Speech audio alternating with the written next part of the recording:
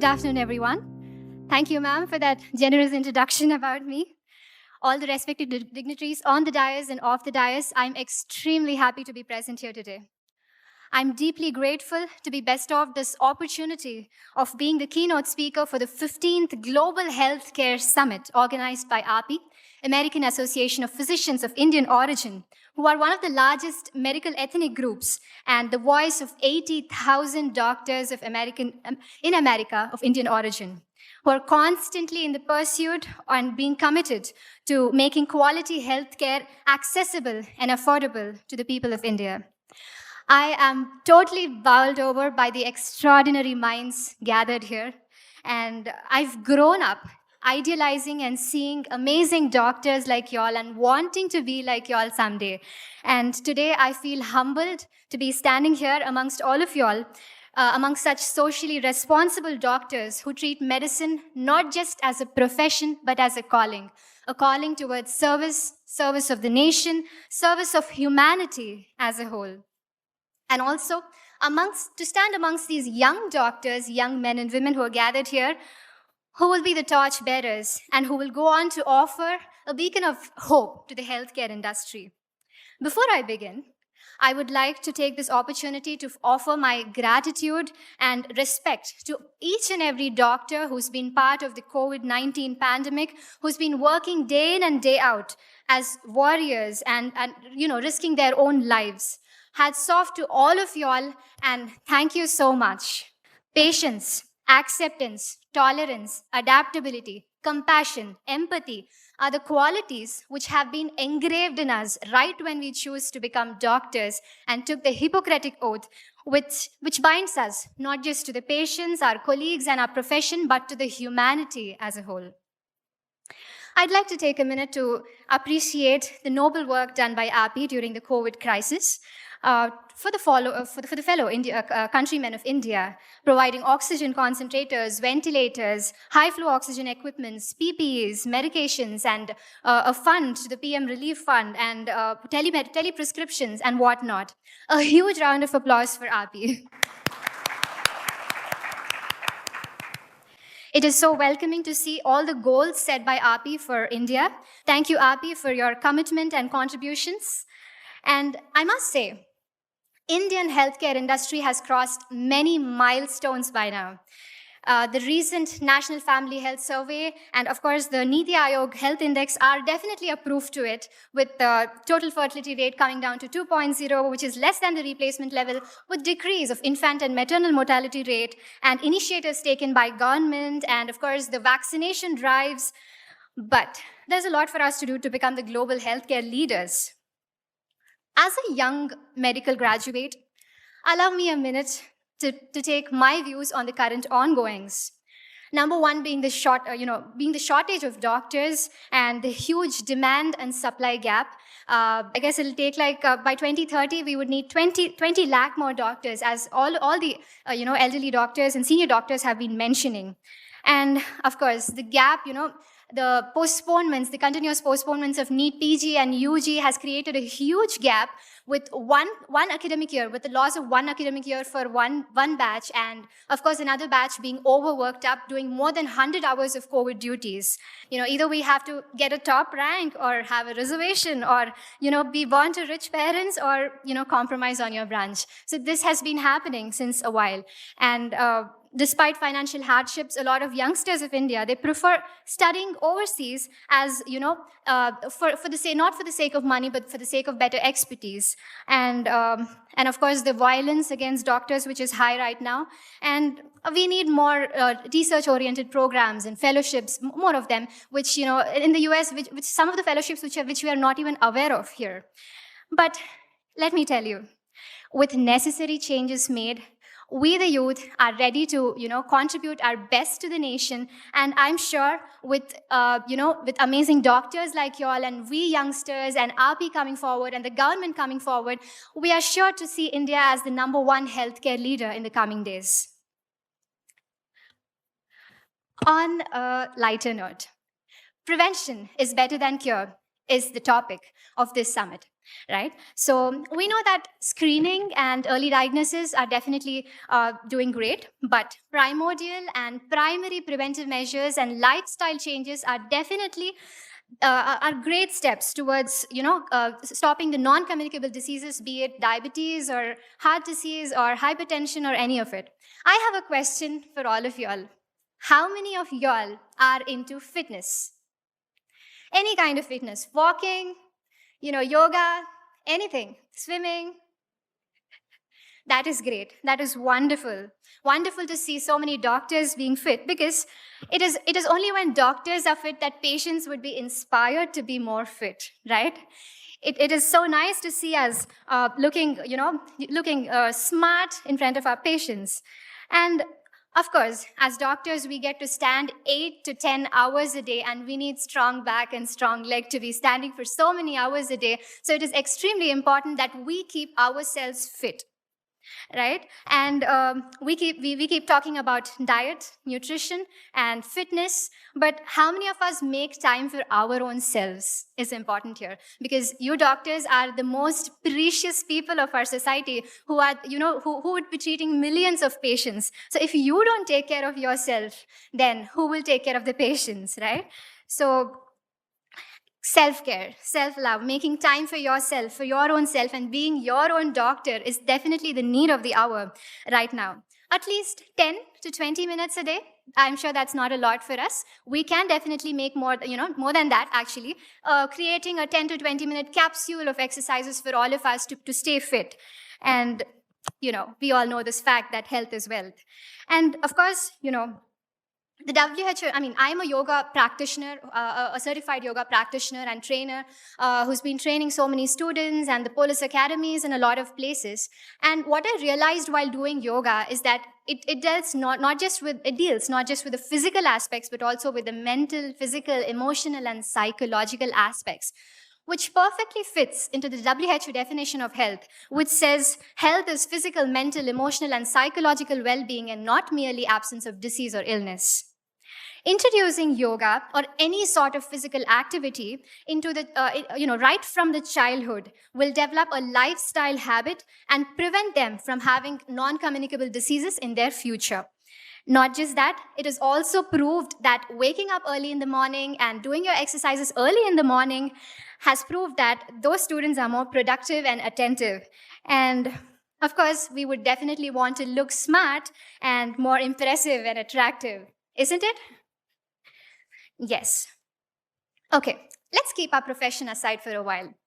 And let's talk about, I'm sure, behind your white coats, most of y'all are incredibly talented. Am I right? Okay. How many singers in the house? Wow, I see a lot of hands up. At least like bathroom singers, if you are. How many singers here? All are bathroom singers. Okay, how many dancers? Wow, I see a lot of hands up, right? So, hence proved that you all are incredibly talented behind your white coats. I'm called here to give a motivational talk, but I seem too young to motivate all of you all. But I think this is one of the points I'd really want to concentrate on, that I see amazing people, you could be swimmers, singers, dancers, poets, photographers, actors, bikers, and travelers, and whatnot. Why should profession, career and our passion be an either or option? All of us, here are doctors who are specialized into different fields, but what makes us unique is that balance, to be able to balance our passion and profession. Balancing your work and family, it is as important as balancing your passion and profession. So, balancing my profession and passion, I have been doing that for so many years so far. And I realized that passion helps us vent out our stress. Passion helps us in times of crisis. And passion makes life more beautiful than mechanized. I've been a Bharatanatyam artist and given over 2,000 performances for the past 20 years I've been performing. And I realized that it keeps me happy. It gives me joy. It keeps me going. And it is my companion during my hardships. And as ma'am mentioned, I've had this opportunity of performing in front of numerous legends, and one of my favorite being Dr. APJ Abdul Kalam sir. So during one of the conferences, Dr. APJ Abdul Kalam sir has been to my college, and it was an OSMECON conference in 2013, and I got the opportunity to perform in front of him. And what he said on that day about, after seeing my performance is something which is like a message for my life and all of us as well. He said, when art and medicine join together, you create a good human being. Not only you can treat people, you can treat with compassion. I'm sure we all are compassionate doctors already, but I would definitely urge you all to continue your passion as well. Make at least a few hours out of your busy week, one day in a week. If you can, make hours for your passion, then I think it'll keep you happy. I'm sure you're going to see a large difference after you do that. And we know the world is being digitalized right now. It is important to improve the digital presence of medical industry. And the beauty of technology is that it connects us to millions of people. A click of a button helps us connect to millions of people and give them the right medical information at the right time. And the next big thing that is going to happen, that is already happening, is our online clinics. But there are definitely pros and cons for everything. This, the pros we already know, but the disadvantages being that, some of the quacks may utilize this opportunity to give wrong information and wrong treatment, which I think with some kind of regulations from the government, we can definitely curtail that. And I also remember Dr. APJ Abdul Kalam sir saying this, that during the conference itself, he encouraged both medical students and engineers to collaborate together. And we have created a program called MedTech, where both of them come together and exhibit their medical models. The engineers come forward and exhibit their medical models. I think it's a great and amazing initiative. Well, for us youngsters, I see some young people here. Online presence has a totally different meaning. For us, online presence means Instagram, Facebook, right? Snap. So how many of your youngsters are on Instagram? All of us, even I am on Instagram, right? And I'm sure like all the senior doctors present here, we are all on Facebook. But I'd like to highlight that there is a difference. There is a huge difference between making your presence online, the difference between just browsing your social media and socializing, and you being the enlightening factor for people around you who are watching you online. There is a huge difference between both of these. All of us youngsters here, when it comes to online presence, I think it is important that we look beyond browsing the celebrity lives and become an inspiration by ourselves, and become a motivating factor for everybody who's watching you online, right? And to be able to be successful, the only key is to utilize your time properly and your opportunities properly, to dream big, have a vision, and to execute that vision with a discipline and have a positive outlook towards your life. Believe in the supreme power and believe in your own self. A lot of us see a lot of failures in life. Only when you know how to overcome the biggest failure in your life, you would know how to sustain yourself. I was the All India's best cadet of NCC, honored by the Prime Minister and President of India. Being a doctor, being a Miss India, being a Bharatanatyam artist, a yoga practitioner, a philanthropist, and eco-activist, I can assure you that I have seen failures in every step of these achievements. I have failed once, I have failed twice and thrice. But, waking up again the next day morning and having a new hope again is what made me stand again in front of y'all. There is a difference between winning and being successful, okay? I never considered winning any of these competitions as being successful. For me, success is about, waking up after you failed. For me, success is about overcoming the challenges and societal norms, being disciplined, being consistent in your hard work, being happy with what you have and satisfied with what you have is success for me. Making my country proud, making my parents proud, and my teachers proud is success to me. I think we've seen this, a lot of times it's been forwarded on our phones that the winner stands like this, and the person who got third will be celebrating the success, right? So that means that, the position or winning is not success. Absolutely, being happy with what you have and enjoying your journey, and exploring yourself and being able to chase your passion is success to me. And at the end of our lives, there shouldn't be any point where you look back and say, I wish I had done that. There should be a point where you have to say that I chased my passion and I did that. But I must say, this is just the beginning of my journey when I'm talking in front of legends like all of y'all. As I said, I grew up idealizing doctors like y'all, amazing doctors like y'all, and wanting to be like y'all.